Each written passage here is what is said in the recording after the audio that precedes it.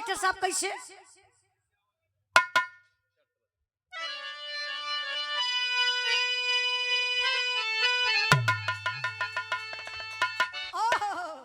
एकदम मौसमी गीत हमारे मास्टर साहब बजा दल। बड़ी प्यारी लाइन बजौलन। कौन गीत बा? और चढ़ता बसंत, और चढ़ता बसंत, उड़ाई लगा रदी रे मोरी देहिया भैया बापी प्यारा रदी रे मोरी।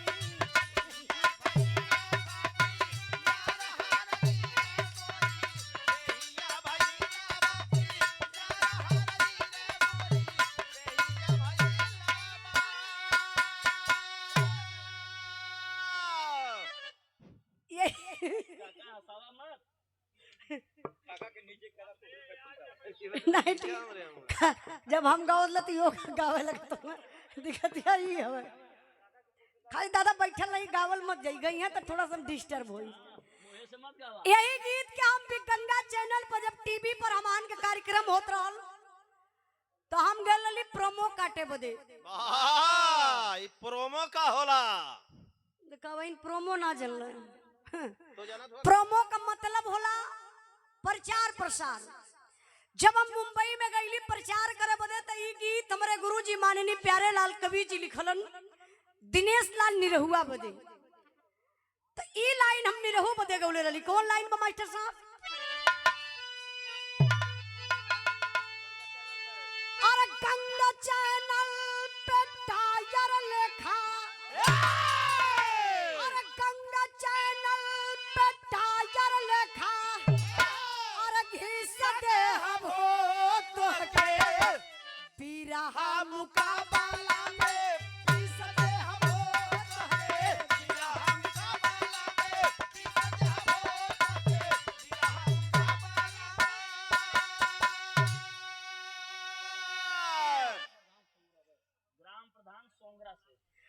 ग्राम प्रधान सोंगरा के धरती से आप बड़े भैया जी की तरफ से 200 रुपए का पुरस्कार। भैया के चरणों में बहुत बहुत प्रणाम आशीर्वाद कचा रही।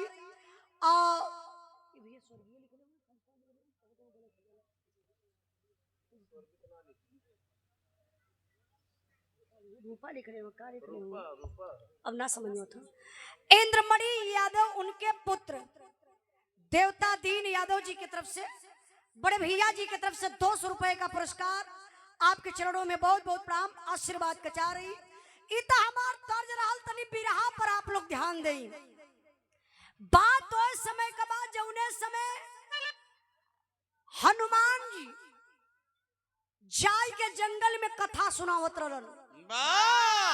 अच्छा वो कथा में हर पक्ष पक्षी जीव जंतु सब लोग जाए अब बड़े प्रेम से कथवा के लोग सुनत रहल। हाय हाय हाय जैसे हम बिरहा गावत बनी आप लोग बड़े प्रेम से बैठ के सुनत होवा। यही तरीके से जीव जंतु सब बैठल है। काग भुसुंडी सिंहासन पर बैठ के कथा सुनावे। हर जीव जंतु पक्ष पक्षी सब लोग जाए के बड़े प्रेम से कथा के सुनत रहल।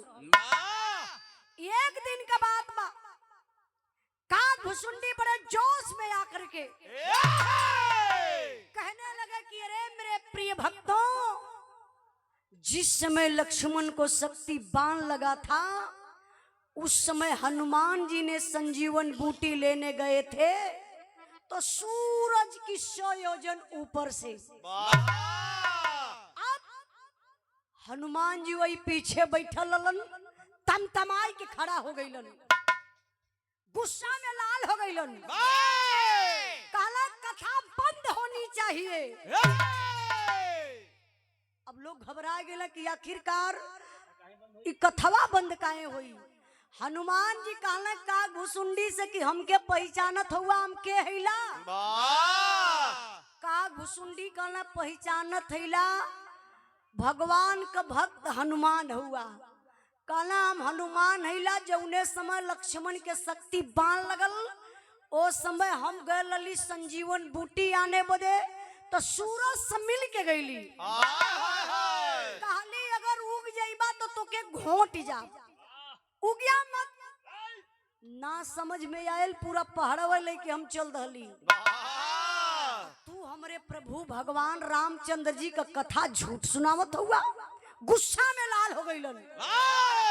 अब हनुमान जी करत का हुआ मास्टर साहब, और झूठा बोले बोले कथावा,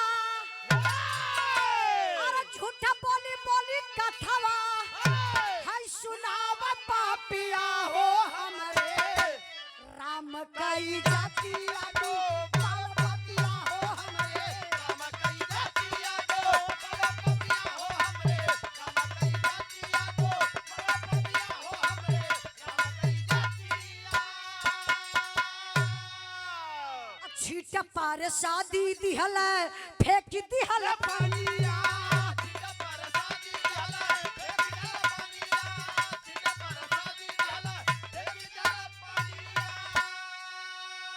हवन कया गिया बूझवन सायलानिया,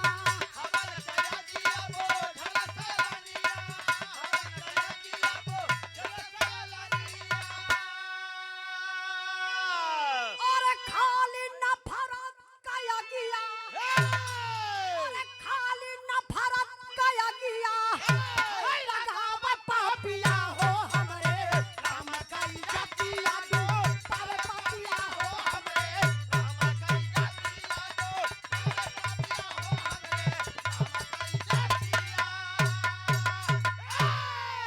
हमरे राम कई जातिया। डांटा था तू देखत हुआ का, तो हरो मन ढेरे बढ़त है।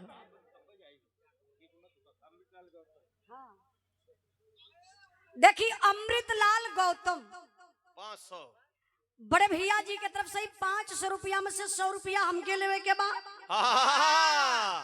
और 400 हमार के बांट लेवे कहो। जबरदस्ती कहा था मैं कहो भैया, उनकर देखा बीपी बढ़ावा मत, क्यों रुपया पैसा देला तो अपने मान सम्मान के मन ले देला। 400 रुपया भैया के वापस कर दा, ई पैसा तू पकड़ा। बहुत बहुत भैया के धन्यवाद, सब भाई लोगों के नमस्ते प्रणाम। तनी आप लोग कहानी पर ध्यान दें। अब हनुमान जी गुस्सा में लाल, ए भैया भैया, ए भैया, हेलो, अब मुछिया देख के हंसत हवा का? अच्छा, इनकर मुछिया देख के हंसत हवा, ठीक है ठाक हो दादा। अब वही ना भैल हो, हाँ, तब अब उम्मीदों मत रखे। नहीं यहू उम्र में तो बिया हो ही जाता। हाँ, ये जौन पुरान भैल है, यही पूछला कि इनकर बिया भैल का, तो नहीं हमार बिया ना भैल। बिया करबा ये नहीं को उम्र के ठे चच्चा का बिया भैल है जौनपुर में। आप नटा पे देख लो, यहाँ आप लोग गौरा बादशाहपुर में 70 साल। हाँ भैया, हाई दादा, तब तनकर बिया फट से हो जाई। बस अगुआ बैठले हुआ, इनके गांव में है 2-3 ठे।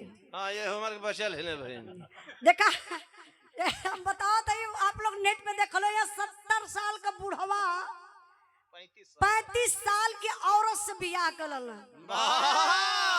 बियाह तक कर वहां तक ठीक रहल, सुहाग रातों मना ल, लेकिन सुहाग रात मनौले के बाद सुबेरे का पता चलत हो, शहीद हो गई ने। बढ़िया भाई कि सुहाग रतिया में शहीद ना भइल। हाँ, अरे भैया ओवर डोज ले लहले रहने, डबल मार दहले रहने का सी हो नन्हे सरोज।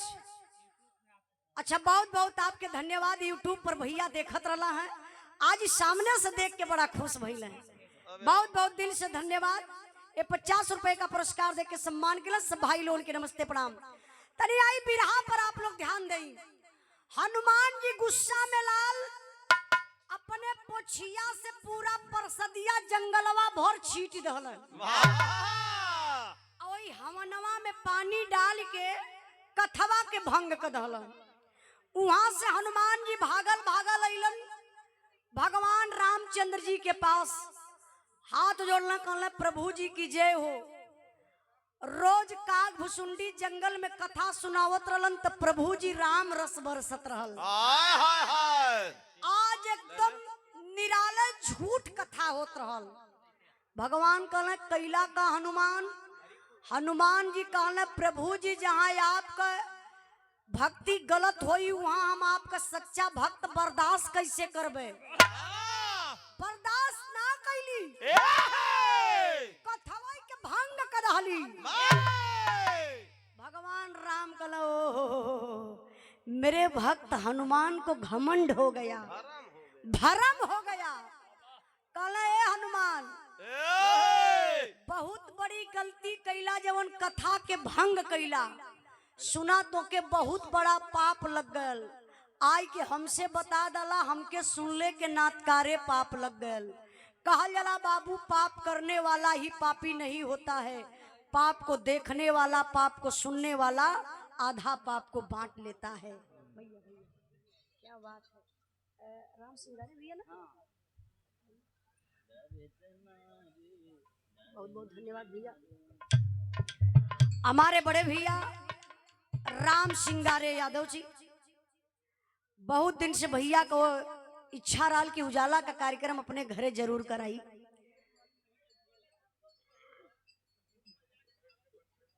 ये गोलू बा भैया, अच्छा गोलू भैया, गोलू भैया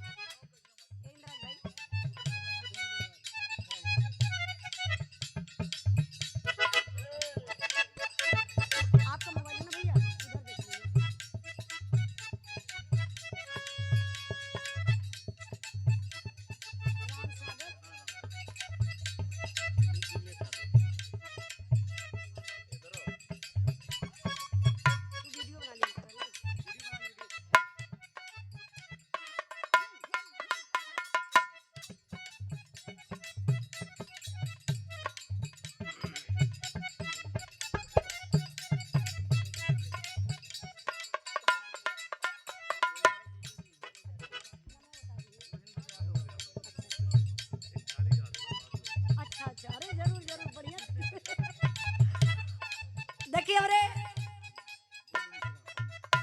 गोलू मिश्रा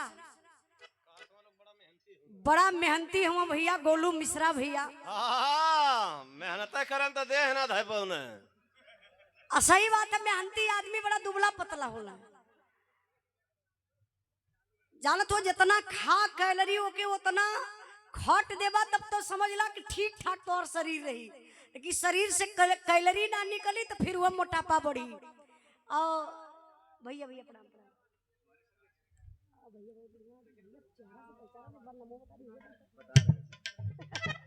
भैया भैया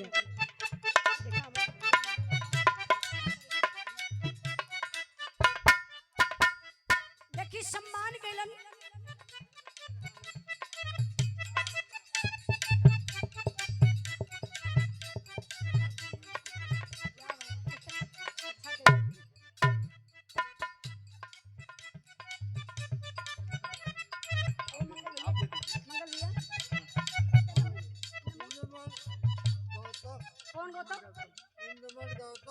इंद्रमणि गौतम। अच्छा इंद्रमणि गौतम चाचा जी की तरफ से 50 रुपए का पुरस्कार। चाचा के बहुत बहुत प्रणाम। पैसा लग जाएगा का फिर।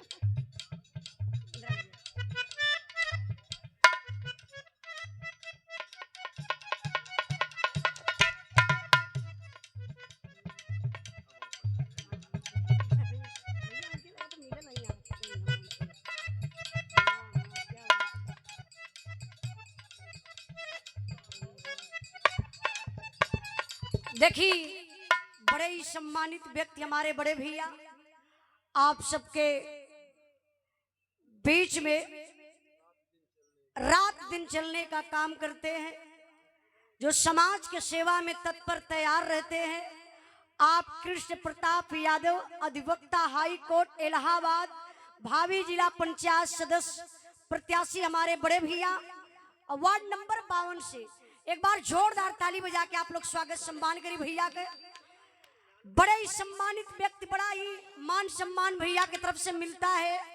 ये देखिए एक कृष्ण भगवान राधा कृष्ण का ही जो स्मृति चिन्ह बा, जो फोटो बा, ये बड़ा कीमती होला। तब का मुहिम बात बतावे जात हो नहीं, प्यार का निशानी बा इंद्राज भाई। एक पति पत्नी के लिए बहुत बढ़िया लगला। ये आप देहनी हमके, हम देव व्यास जी के मतलब अपने पति देव के। देखिए हमारे पति देव के आप मित्र है, जिगरी दोस्त हैं, भैया से बराबर हाल चाल होत रहे। अभी अइले न भैया तो कतु आयल हुआ कि ना गड़िया में हुआ। देखिए सुंदर पुष्पहार और एक राधा कृष्ण के प्रतिमा और साथ साथ में एक स्टॉल और 500 रुपए का पुरस्कार देकर के सम्मान किए। एक बार जोरदार ताली बजा के आप लोग स्वागत सम्मान करिए। बहुत बहुत दिल से धन्यवाद भैया। माता रानी करे कि विजय का ताज आपके सर पे लहरे। और देखिए हमारे बड़े भैया राम सिंगारे यादव इस कार्यक्रम के आयोजक महोदय, हमारे बड़े भैया जी की तरफ से सुंदर पुष्पहार एक। अच्छा क्या राजेश यादव बिल्डर सुंगरा। अच्छा राजेश यादव सुंगरा से बहुत बहुत भैया के प्रणाम। ऑनलाइन बिरहा भी सुनत है, ऑनलाइन पुरस्कार ये 500 रुपए का पुरस्कार देकर के सम्मान केलन। खाली कहवे के ना भेजबो करी हैं, भेजे हैं तो भैया दी है ना हमके। हाँ एकदम ईमानदारी का सौदा रही। तब का यही लगले देख फुर्सत में हो जा भैया भैया। अच्छा देखिए राम सिंगारे भैया की तरफ से सुंदर पुष्पहार, एक ठंडी वस्त्र साल और 1000 रुपए का पुरस्कार देकर के सम्मान किए। और हमारे बड़े भैया राम सागर भैया की तरफ से सुंदर पुष्पहार और 500 रुपए का पुरस्कार। देखा ये में गड़बड़ाऊ गल पुरस्कार। गोलू मिश्रा और हमारे बड़का भैया राम सिंगारे भैया के जीजा जी रहलन है, आपके तरफ से 500 रुपए का पुरस्कार, एक सुंदर साल देकर के सम्मान केलन। जेकर नाम भुला गए भैया क्षमा चाहे, आप फिर से बोलवा लिया। सब भाई लोगों के नमस्ते प्रणाम। आई कहा 100 रुपया, अरे 50 देता तबो हम खुश बानी, 10 देवा तबो खुश बानी। कोनो जरूरी थोड़ी ना कि 1000 रुपया देवा तबे हम खुश रहे। देखा हम बताइला रुपया पैसा ही तो हाथ का मैल होला। जे चाहे आज अपन मैल छोड़ा ले। कैसे पैसा तुम्हें दे, मैल अपने मन में छूटे लगी। नमो का बतौनी है अमृतलाल गौतम, आपके तरफ से 100 रुपए का पुरस्कार, आपके चरणों में बहुत बहुत प्रणाम। 100 रुपया भैया के वापस कर दा। अच्छा आई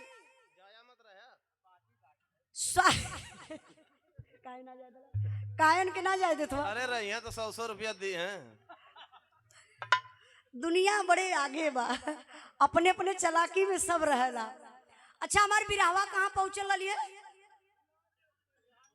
नहीं, जे ईमानदारी से बिरहा सुनत हुई उतना बिसराई पोछिया हिलावत रही। देखा भैया बताओ तो पोछिया से परसदिया छीटत हवा। तब का पोछिया पकड़ के बैठल हम हनुमान के भागा ना दी है। बहुत बहुत दिल से धन्यवाद। एक कहा जरा बिरहा का श्रोता रुपया पैसा गवैया पई है, खूब खुश हुई है। रुपया पैसा आप लोग देला, लेकिन आप लोगों के काम मिलेला सिर्फ कहानी।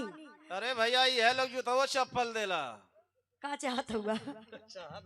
देखिए हमार रुपया पैसा मान सम्मान सब कुछ मंच पर पाईला, लेकिन बिरहा के सुने वाले यही से हम आप लोगों के भगवान कहिला।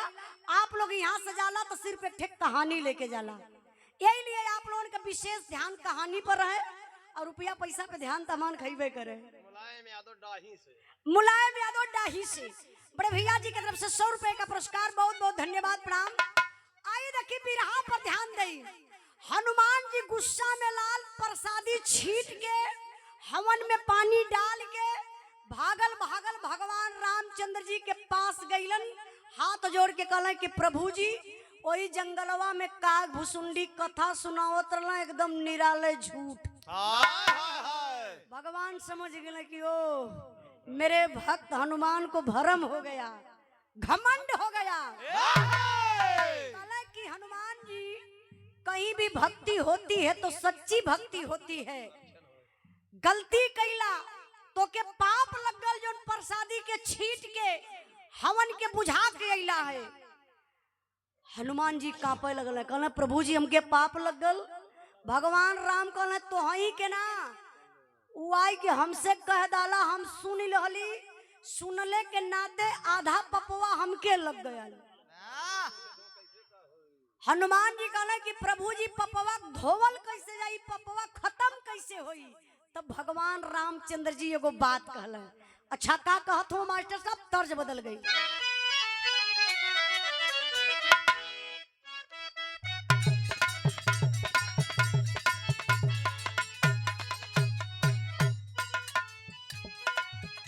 उहे गीत का लाइन बकवन, पिया जी नी जाई हा हो पूर्ववा, अयो रामा जाई हा हो पूर्ववा, जहाँ वाला लिया बसे होरा। पिया जी नी जाई हा हो पूर्ववा, अयो रामा जाई हा हो पूर्ववा, जहाँ वाला लिया बसे होरा। पिया जी नी जाई हा हो पूर्ववा, अयो रामा जाई हा हो पूर्ववा, जहाँ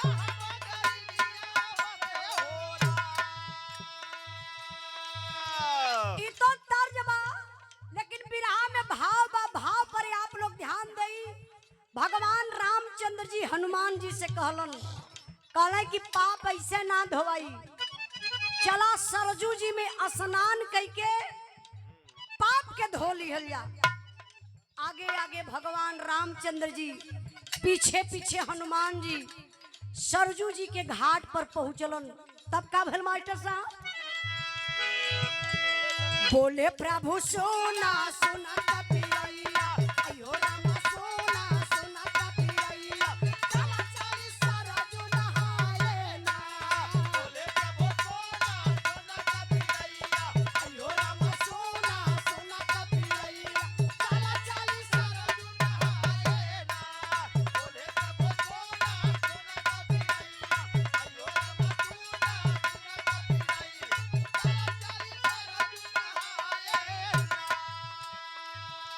कपीवर के सांघावा मेरा घुरैया, अयो रामा सांघावा मेरा घुरैया, चली भैया सरजू नहाए ना।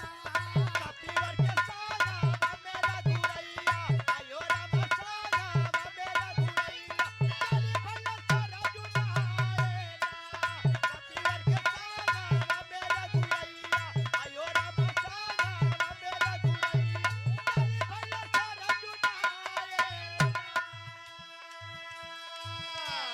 एक बात और आप लोगों से हम बताइए,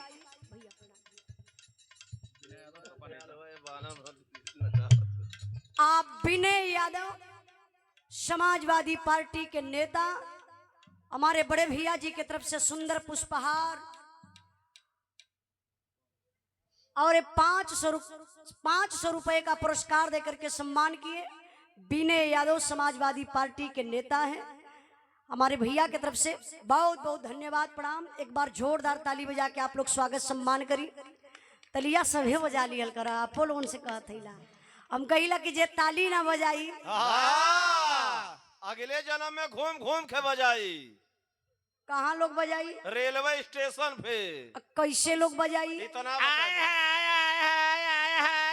अरे कहे मालिक रह गल बानी, आगल हम मड़ुआडी के भड़ुआ सारा। तुहार तो जितना तुहार मन बढ़त है ना, बर्दाश्त करीला। हम बहुत सीधा साधा आइला, नहीं तो बर्दाश्त के बहरे लोग कह दिले। अब यहाँ हम ताली का बात बताओ लग भैया, ताली बजाना स्वास्थ्य के लिए हानिकारक है। अरे हम तो कुछ दिन में पागल हो जाए तो हम लोग के पीछे पड़ के। ये तो हम न चाहते हैं, फुर्सत हो जाए। ताली बजाना स्वास्थ्य के लिए लाभदायक है। ताली बजा लो के नहीं आप लोग, कभी कभार मौका मिले तब। कब का देखा हिजड़ा बजान कब हॉस्पिटल लेना जाते हैं, सही में देख ले हो कब हो। भैया का अनुभव बहुत ज्यादा हो, तो विनय भैया बहुत बहुत धन्यवाद, प्रणाम। और सब भाई लोगों के नमस्ते प्रणाम। और 500 रुपए का पुरस्कार राजेंद्र यादव डाही से राम सिंगारे के जीजा। अच्छा, राजेंद्र यादव डाही से राम सिंगारे के जीजा जी। आपके तरफ से 500 रुपए का पुरस्कार और गाड़ी गावे के ठे फरमाइश भी बा। तो अब इन बिरहा पूरा कैले वो करे बाद जितना मन करी उतना गाड़ी देवाली है लोग। अच्छा आई तरी बिरहा पर आप लोग ध्यान दें। हम एक बात आप लोगों से बताई, बिरहा सुनत मानी बात आई पॉइंट आप लोग अपने दिल और दिमाग में रखल जाई। बतौली ना कि पाप करने वाला ही पापी नहीं होता है। अगर किसी के बारे में आप गलत सोचते हैं कृष्णा भैया, तो सच्चाई है कि आप गलत हो गए। और किसी के बारे में अच्छा सोच रहे हैं, समझ लिए कि आप अच्छे इंसान हैं, अच्छे हो गए। इसलिए मैं आप लोगों से कहना चाहती हूँ कि आप लोग किसी के प्रति गलत मत सोचिएगा, नहीं तो आप गलत इंसान बन जाएंगे। भले वो व्यक्ति आपके सामने हो या ना हो, जब भी कोशिश करिए तो अच्छा सोचने का। ए चचा हेलो आई। अच्छा तो बिरहा दुनिया आगे से सुनत हियो। तीसरे नेत्र से सुनत हूँ। मुहवा हमारे ओरी करे के चाहिए, तो मुंह हमारे ओरी ना कैले हूँ, आप का कैले हुए पीठ कैले हूँ। और तू का समझत हुआ अरे मत हम पागल हिला का कुछ बोल दे। भैया गोड़ और मत तोरी एकदम आराम से बैठा, खाली बात सुना दा। तनी बिरहा पर ध्यान दे बाबू। हनुमान जी अब भगवान रामचंद्र जी आगे आगे गईलन कहा, सरजू जी के घाट पर। भगवान रामचंद्र जी वहीं बैठलन, स्नान करे शुरू कैलन। स्नान करत करत भगवान रामचंद्र जी अपन शरीरिया लगल कपावे। शरीरिया कपाई के भगवान रामचंद्र जी अपन अंगूठिया धीरे से पनिया में गिरा दिल। अब पनिया में गिराई के जोर से चिल्लात हो कहला कि हनुमान, अरे मेरे भक्त गजब हो गया। हनुमान जी कहला प्रभु जी क्या हुआ? कहा हनुमान जी देखिए हमारी अंगूठी तो पानी में गिर गई। अब हनुमान जी आओ न ताओ न हर न वहर देखल, अब पनिया में देखत हुआ कि अंगूठिया प्रभु जी के गिरल बा, वो नीचवा जात बा। तब ले हनुमान जी छपाक से कूदल, अंगूठिया पकड़ल चाहत हुआ, लेकिन अंगूठी पकड़ात ना हो। अंगूठी नीचे चल गई।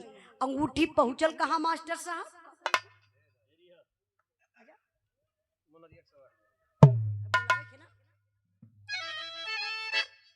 इसी ग्राम के प्रधान जी की तरफ से। अच्छा, इसी ग्राम के प्रधान जी का नमोना बतौला का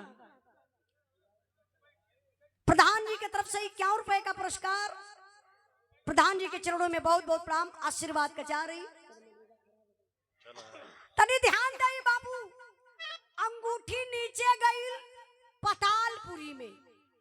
अच्छा, पतालपुरी में अंगूठी गई तो अंगूठिया जाए कोई हेराई गई, अंगूठिया मिलती ना बा। हनुमान जी एकदम घबराइल हुआ अपने प्रभु जी के, हम कैसन जवाब दे, कौन जवाब देवे? अंगूठी तो मिलती ना बा। लेकिन देखा तो वही पतालपुरी में एक साधु बाबा जाप करत मिल रहे, सीताराम सीताराम आसाराम आसाराम आसाराम आसाराम आसाराम आसाराम आसाराम आसाराम।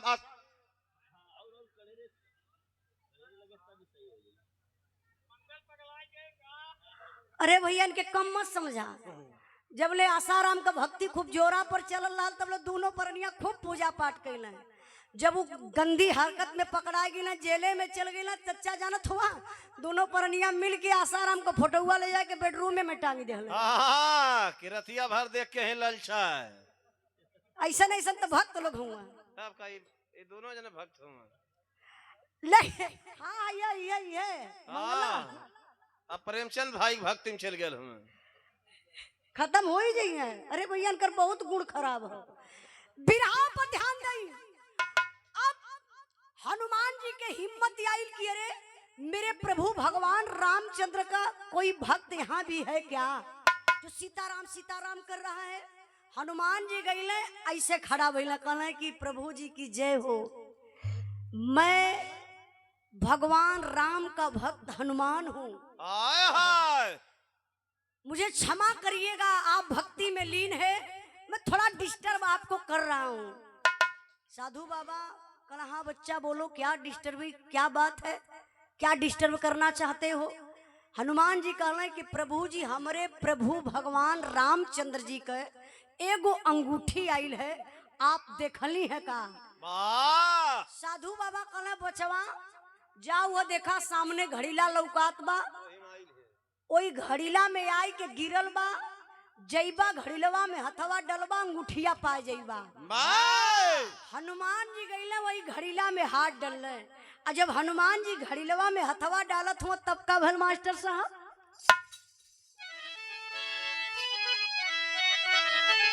अरे मुनरिया एक सवा ठगो रही, देखत महावीर का भरम लगी नजरिया।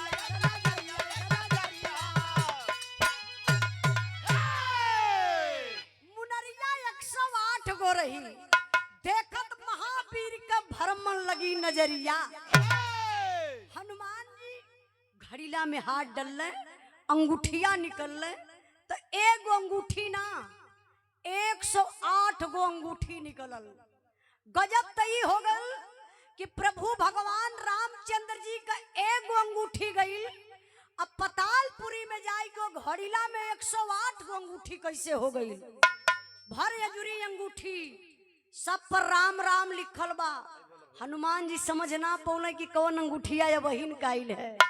यही जा 1 मिनट, आप विमलेश यादव डाही से राम सिंगारे भैया के आप भांजा हैं, आपके तरफ से 100 रुपए का पुरस्कार, भैया के बहुत बहुत प्रणाम।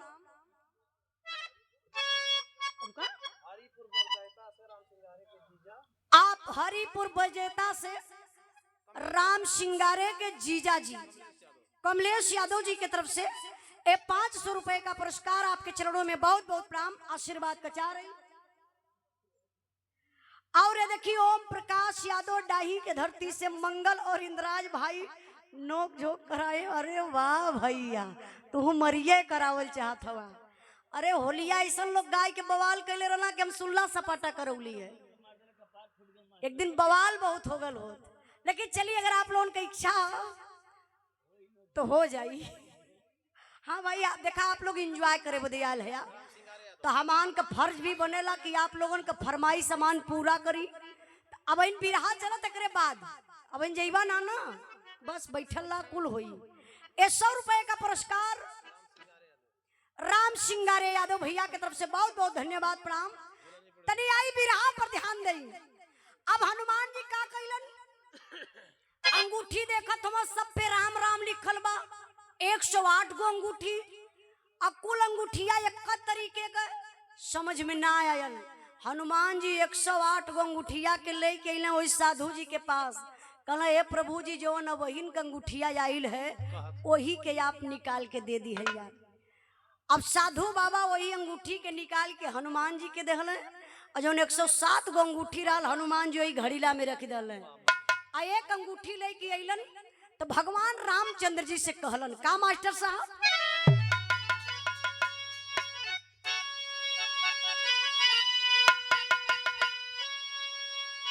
क्या बात मास्टर साहब, वाह वाह, फिर से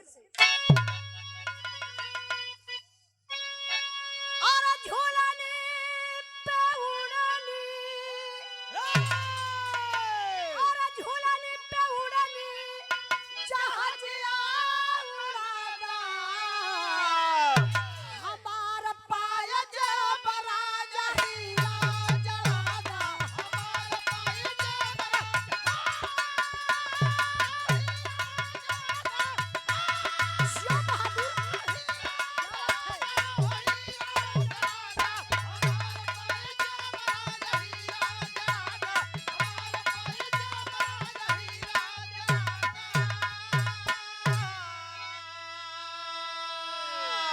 भगवान रामचंद्र जी से हनुमान जी कहत हुन का कहलन, और मुनरी का साफा साफ, और मुनरी का साफा साफ कहानियां बता दा, हमारा भगवान तनी भेदवा बता दा।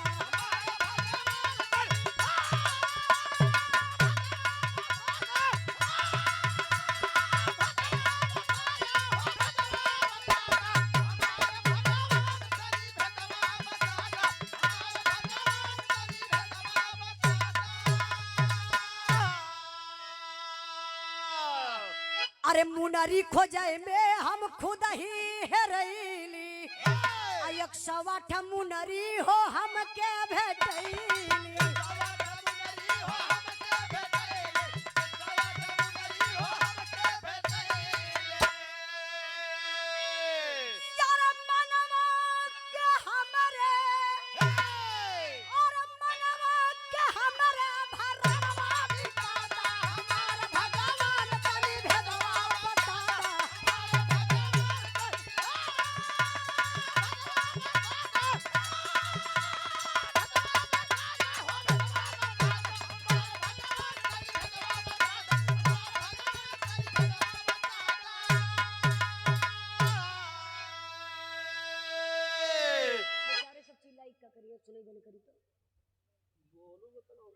ये भैया गोलू बतौला नाम गोलू भैया की तरफ से 100 रुपए का पुरस्कार है बिरहा के भाव पर भैया के बहुत बहुत प्रणाम आशीर्वाद का चाह रही तनी बिरहा पर ध्यान दई बाबू हनुमान जी अंगूठी लेके अइलन प्रभु भगवान रामचंद्र जी के हाथे में रखलन कहले कि प्रभु जी ये कैसन लीला आप दिखावत बानी बाबा आपका अंगूठी एक गो गईल और पतालपुरी में पहुंचल हम बड़ा कोशिश कैली हमसे रास्ते में नहीं मिलल और वो पतालपुरी में जाय के घड़ीला में छिप गई हम जनली कैसे वो पतालपुरी में एगो साधु बाबा रहलन जोन आपे के भक्त रहलन सीताराम के भक्ति करत रहलन हम जाय के जब उनसे पूछली तो हमके इशारा कैले कोई घड़ीलवा में जा हथवा डलबा त अंगूठिया पा जाइबा और जब अम्मा देखली तो प्रभु जी 108 गो अंगूठी रहल ई कैसन खेला करत बानी प्रभु जी हमके बताई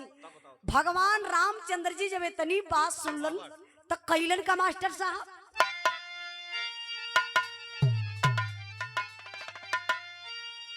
अरे सुन के बात हंसन लगे रघु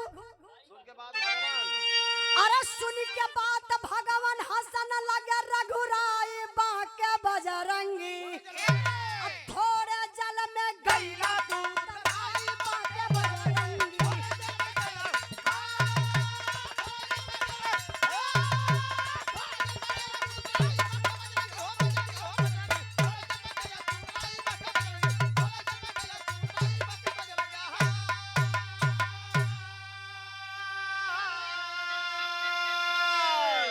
कथा झूठ न कही कहोले पावन होले पूजा हो भक्ति के सम दुनिया अंदर और न कोई दूजा हो मुनरी का भेदावा तो हम मिल जाए बाके बजरंगी थोड़े जल में गईला तू तराई बाके बजरंगी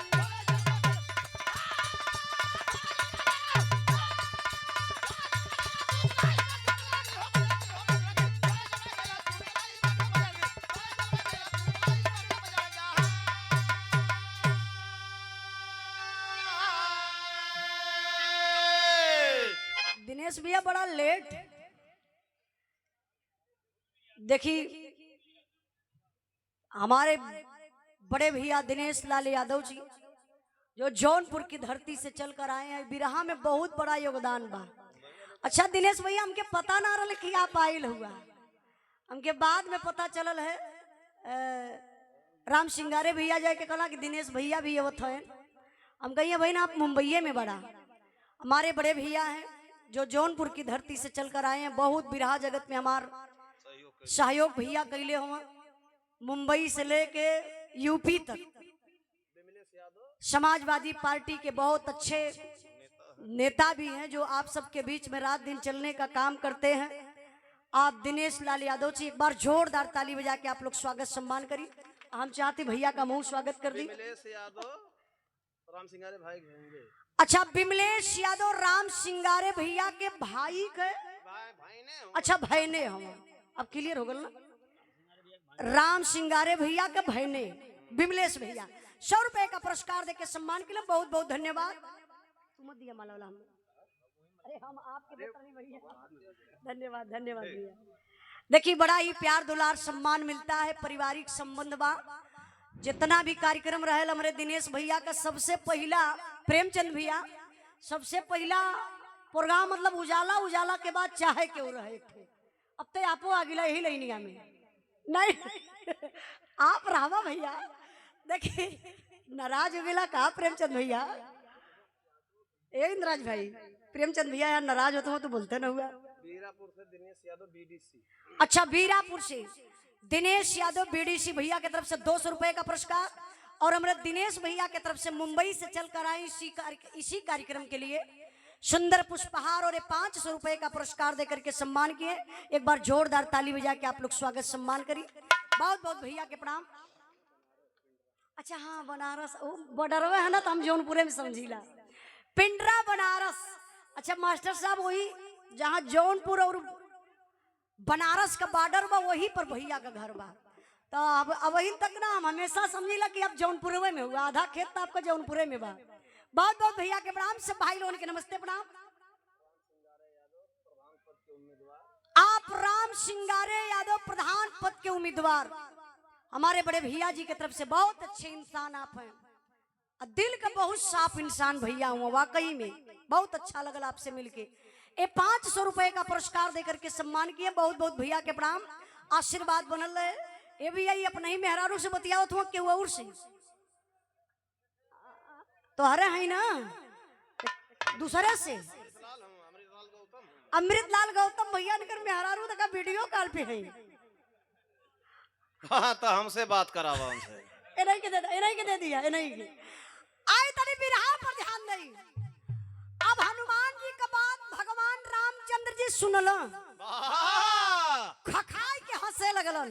कहले कि अरे हनुमान ये तने पानी में घबरा गईला। अच्छा प्रणाम प्रणाम भाई देखा अगर प्यार करे तो इनकी मती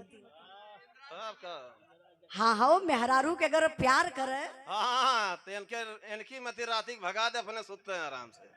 नहीं नहीं वीडियो कॉल पर भी भैया लगल हुआ अमृतलाल गौतम ना भैया। बहुत बहुत भैया के प्रणाम। देखा परसवा के लोग चल जाइए पीछे उठा ला डॉक्यूमेंट रख लो। 50 रुपए का पुरस्कार देके सम्मान के लिए बहुत बहुत धन्यवाद। बिरहा पर ध्यान दे बाबू। हाँ हाँ हो गल बाय बाय हो गल। अब उनका बिरहा बंद है तो हमसे बात करावा। अरे भैया इतना छूट मत इंद्राज के दे दा। हाँ चेहरा नहीं मती नहीं है के करे मत इंद्राज मती कब का है इनके मौसिक बिटिया है नु मंगल के मौसिक बेटी है। हाँ। आई बिरहा पर ध्यान दई। भगवान रामचंद्र जी हनुमान जी से खालन कि हनुमान बहुत बड़ी गलती कैला जो का घुसुंडी कथा सुनावत वो कथा के तू भंग कैला। प्रसादी के पूरे जंगल भर छिटला हवन में पानी डलला आई के हमसे बता दला हमके भी सुनले के नाथ कारे पाप लगल।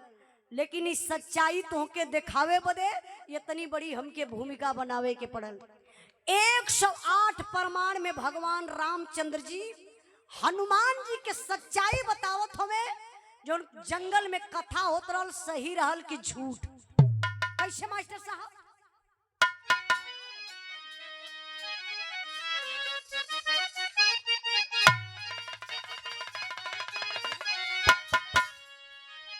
बोले भगवान हनुमान जी से बतिया बाबू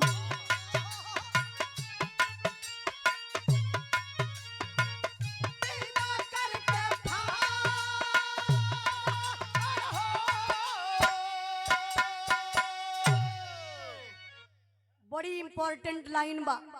ए लाइन पर आप लोग विचार करें। अरे दादा प्रणाम प्रणाम बाबूजी प्रणाम प्रणाम नमो बता दी। अच्छा अच्छा हीरालाल यादव बाबूजी की तरफ से बड़े बढ़िया भाव पर सम्मान के लिए सुंदर पुष्पहार और पुरस्कार देके बाबूजी के चरणों में प्रणाम। सब भाई लोगों के नमस्ते प्रणाम। तनी पॉइंट का बात आप लोग समझे के कोशिश करी हैं। भगवान रामचंद्र जी कहलन कि हनुमान 108 बार धरती पर हम भगवान राम भल बनी।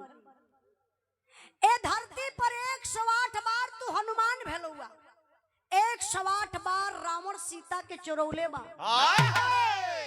108 बार लक्ष्मण के शक्ति बाण लगल बा। 108 बार तू गलवा संजीवन बूटी आने बदे का तोके याद बा कि 107 बार कैसे गलला इतनी बात जब हनुमान जी सुनलन टंगरी कांपे लगल। कहना प्रभु जी हमके तो यही जन्मवा का बतिया याद रहल है, जौने समय हम गईली संजीवन बूटी आने बदे तो समझ ना पौली, सूरज से मिल के गईली काली उग जइबा तो तोके घोट जा। हम है याद रहल ना समझ पौली, पूरा पहाड़वा लेके आ गईली। आप लोग देखल जा सीरियल में, टीवी में, फोटो में देखिला ना हनुमान जी ऐसे पहाड़ लेके उड़त हुआ। काहे? हनुमान जी के ई पता ना रहल कि संजीवन बूटी कौन बा, और संजीवन बूटी लावे में देरी हो जाई, सूर्योदय हो जाई तो लक्ष्मण जी का जान निकल जाई। ए लिए हनुमान जी पूरा पहाड़ लेके आ गईलन। कहले प्रभु जी हमके क्षमा कदा, अब हमके पता चल गई कि जौन काग भुसुंडी जंगल में कथा सुनावत रहलन उ कथा सही रहल, हम गलत रहली। लेकिन प्रभु जी एको बात कहब, हाथ जोड़ के आपसे निवेदन करत है प्रभु जी, आपका एक अंगूठी ई 107 गो अंगूठी पताल पूरे ओ घड़ीला में कुल मिला के हो गई 108 गो अंगूठी। हम चाहत बनी प्रभु जी 108 गो अंगूठी के कौनो ऐसन स्थान दे दिहल जा जो कलयुग में भी लोग आपके याद करें, आपका पूजा करें। तो भगवान रामचंद्र जी एक कलयुग में 108 गो अंगूठी का स्थान का देत हुआ। अब भगवान का पूजा कैसे होत बे कलयुग में, ई हमरे बिरहा का आखिरी लाइन बा।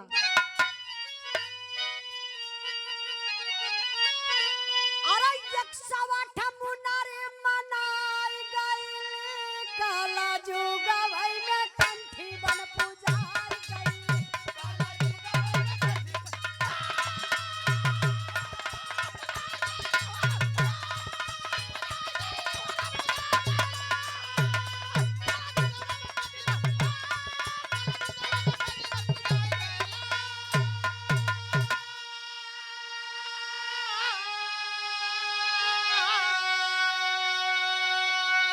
हरि है अनंत, हरि कथा है अनंता, जके लेके भजा रोजा जोगिया बसंता।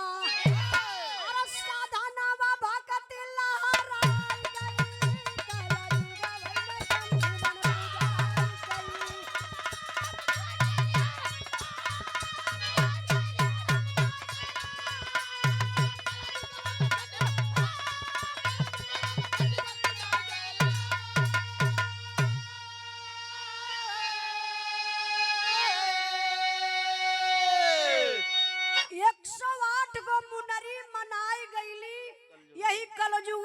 कंठी बन पूजाई गईली।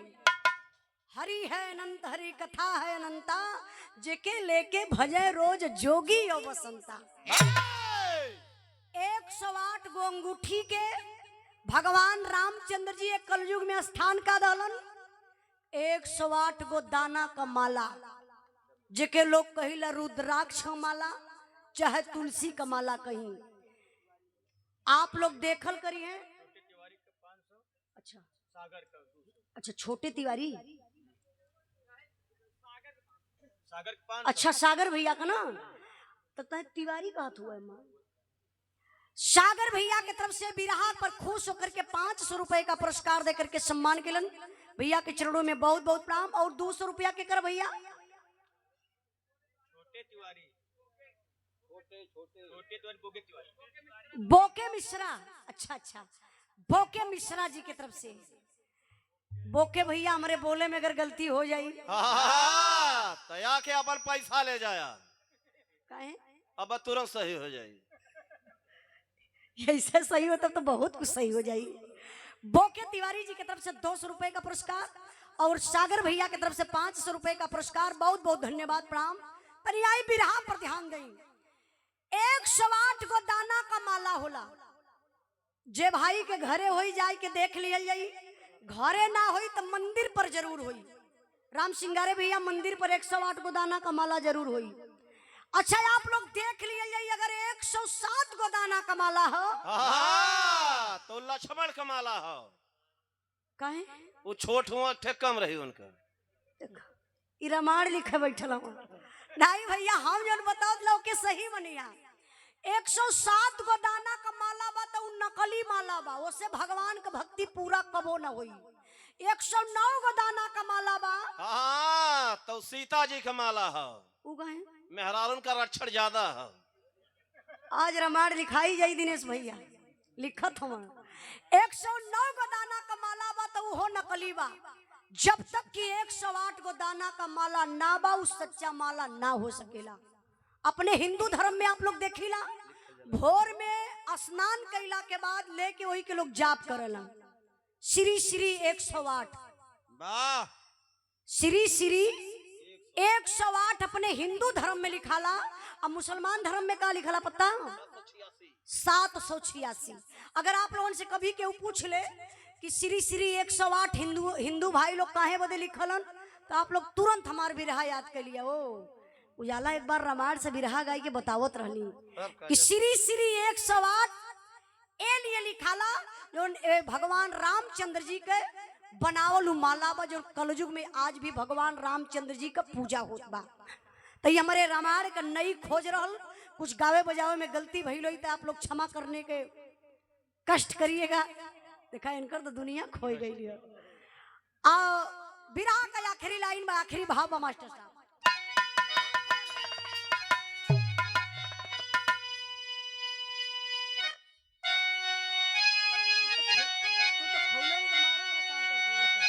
गुरु बिहारी गुरु गणेश गुरु राम लाल गुणकारी स्वर्ग गए चंद्रिका कवि मुन्ना जी बने पुजारी।